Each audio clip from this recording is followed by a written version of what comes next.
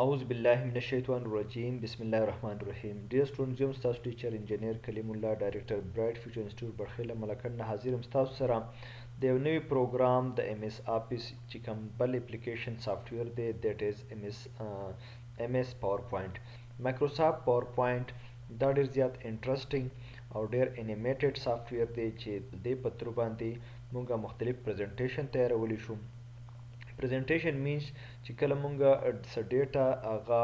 مونږه کمپریهنسیو پام کې هغه پریزنټ کول غواړو د هغې لپاره مونږه پریزنټیشنز تیارو. نو دا پریزنټیشن چې دی دا مونږه په دې ایم اس پاور پوینټ کې ډېر په اسانه باندې تیارولی شو. په دې لیکچر کې به انشاءالله مونږه د پریزنټیشن دپاره مختلف سلایډز دي، بیا د سلایډز کې کم د هغې پارټس دي هغه په تفصیل سره وایو، په هغې کې به ټرانزیشن او انیمیشنز راولو، سلایډ شو به راولو او په هغې په تر باندې به انشاءالله مونږه د یو 10-15 یا د 20 سلایډز یو باقاعده یو پراجیکټ به تیارو انشاءالله. په دې کې به چې د دې څونه کمانډز دي سب کمانډز دي هغه په تفصیل سره وایو او دا تاسو ته ما مخکې هم لږ ساعت دا خبره ډیفاین کړله چې پاور پوینټ چې دی دا د پریزنټیشن سافټویر دی، په دې باندې موږ مختلف پریزنټیشنز د هغه پریپریشن د هغې کولی شو. بیا د پاور پوینټ چې کوم فایل ایکسټینشن دی دا چې موږ سیو کوو نو دې سره ډاټ پی پی ټي ایکس راځي. نو پی پی ټي ایکس چې دا د فایل فارمیټ دی، فایل ایکسټینشن دی، مونږ چې کم هم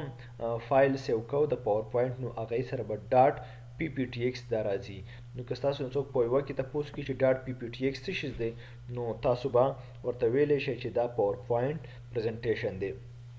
یا که یو فایل تاسو سیو کوئ او هغې سره مثال په نیټ نه راغی چې دا ډاټ پی پی ټي ایکس فایل دی نو تاسو پوه شئ چې دا پاور پوینټ فایل دی. اوس ګورو هغه مونږ دلته چې کوم د دې تفصیل دی هغه پر روان سلایډونو کې په تفصیل سره وایو. نو دلته زموږ سره اوسئ. ما کنټرول ان باندې نوې پریزنټیشن راویستو. دا تاسو کتی شئ چې دلته د دې چې کوم د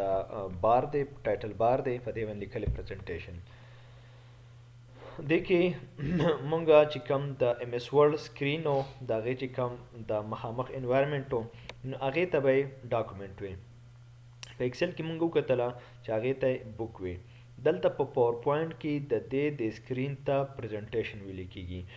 بیا پریزنټیشن چې کوي دا په مختلف سلایډز باندې مشتمل وي. اوس مختلف سلایډز چې دي دا به مونږ څنګه راولو او په کم طریقه باندې به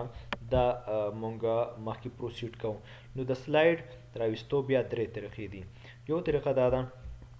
چې مونږ دلته نیو سلایډ کلیک کړو نو دلته به زموږ سره سلایډ راشي.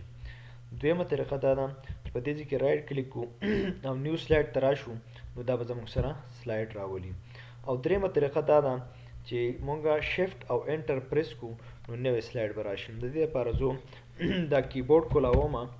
آن سکرین کیبورډ ما کولاو کړو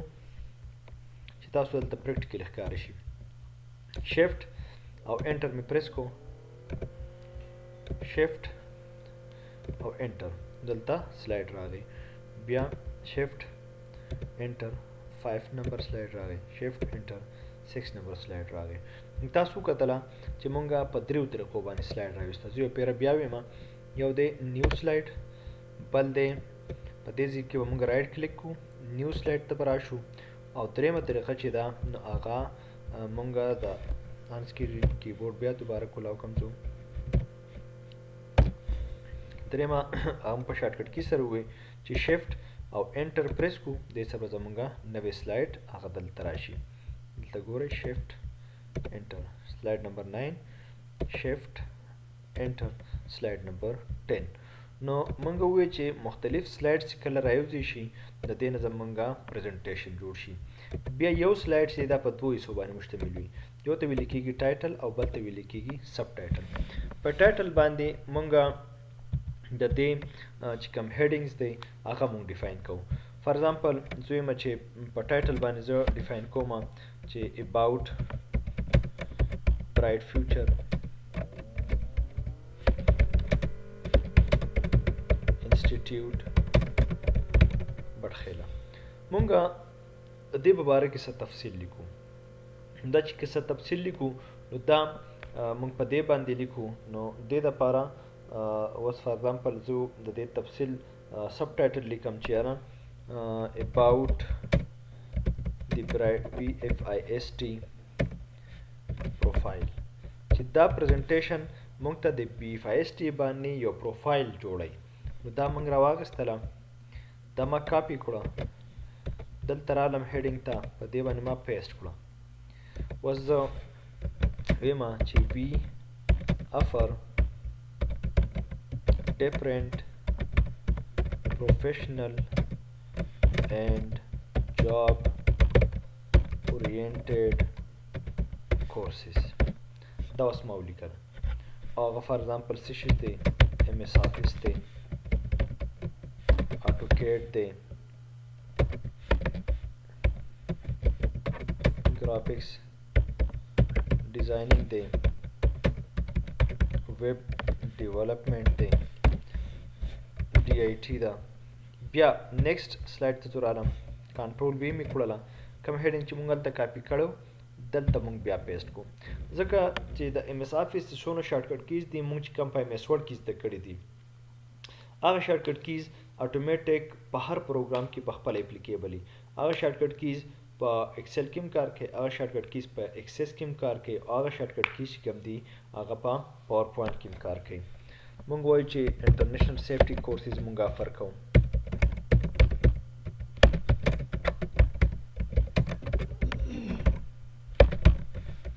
for example Ayush, Nibosh, OSHA, fire safety, first aid,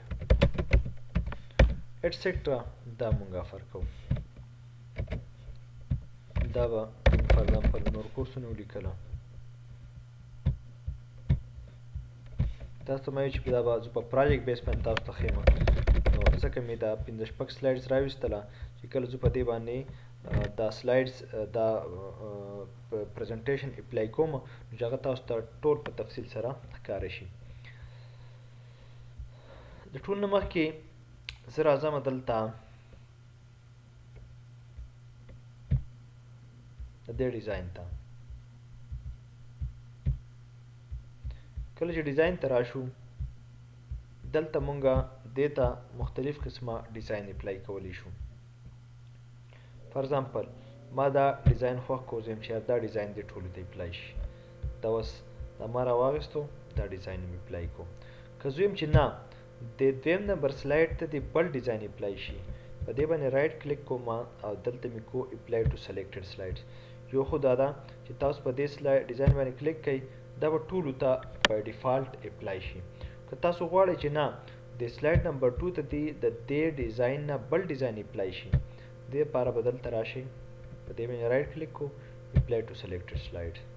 اوس دا صرف او صرف د سلایډ نمبر 2 ته اپلای شو بل ته اپلای نه شو سلایډ نمبر 3 ته راغلم او په دې کې زما دا ډیزاین خوښ دی رایټ په کلیک کوم اپلای ټو سلیکټډ سلایډ 4 ته راغلم هغه دا ډیزاین ما خوښ دی اپلای ټو سلیکټډ سلایډ 5 ته راغلم هغه ما دا ډیزاین خوښ دی اپلای ټو سلیکټډ سلایډ تاسو کتله چې دلته هر یو سلایډ ته چې دی هغه ځان له ډیزاین اپلای شو وختي زما سره دا پریزنټیشن چې کوم هغه بالکل سیمپل وو او هغه دونه اټریکټیو نه و اوس زما سره دا اټریکټیو شو دا یې ساتئ چې پاور پوینټ چې دی دا په ټول MS Office کې د ټول نه اټریکټیو پروګرام دی شارټ پروګرام دی او انټرسټینګ پروګرام دی اوس چې کله دا ډسپلی کول غواړم نو دې ته سلایډ شو ویل کېږي سلایډ شو خو یو خبر دا ده چې دې ته موږ راشو او دلته کلیک کو نو سلایډ شو زموږ سره راځي بیا چې کله اسکیپ بټن ووهو نو دې باندې واپس نارمل حالت ته ځي موږ چې کم پریزنټیشن جوړ کو دا به خامخا موږ سلایډ شو کوو د سلایډ شو دپاره شارټکټ کی چې دا دلته زه رالم هغه د F5 دلته F5 چې کله کلیک کوم تاسو کتله دا زموږ سره سلایډ شو چې کوم دی هغه راغله اوس په دې کې که زه مخکې تلل غواړم دا زموږ سره دا اولنی سلایډ و اوس چې زه مخکې تلل غواړم نو دا به نیکسټ دا کلیک کړم، شاته راتلل غواړم پریویس دا به کلیک کړم، دې باندې نیکسټ ځي، دې باندې پریویس ځي، او چې کله اسکیپ بټن پریس کړم دا اسکیپ بټن ده، دی به واپس خپل نارمل حالت ته لاړ شي. نو دیټ از نون ایز سلاید شو. سلاید شو ته یو پیره بیا راځم، F5 د هغې شارټکټ کی ده، دا ما کولاو کړه او F5 باندې مې پریس کړه، تاسو کتله دا سلاید شو شوه. که مخکې تلل غواړم نیکسټ، که پریویس تلل غواړم دا بټن پریس کړم، او که دې نه وتل غواړم نو دا اسکیپ بټن پریس کړم. نو دا زمونږ د دې چې کوم دغه ډیزاین و د هغې حوالې سره مونږ په دې باندې تفصیلي خبره وکړله. نیکسټ سلایډس کې به انشاءالله په نیکسټ لیکچر کې به هغې باندې مزید خبره کوو چې څنګه مونږ په دې باندې ټرانزیشن اپلای کوو، د هغې باندې به انشاءالله په نیکسټ لیکچر کې تفصیلي بحث کوو. اوس ورکړئ اجازه خپل ټیچر انجینیر کلیم الله ته په لوی الله سپارم، د الله په امان.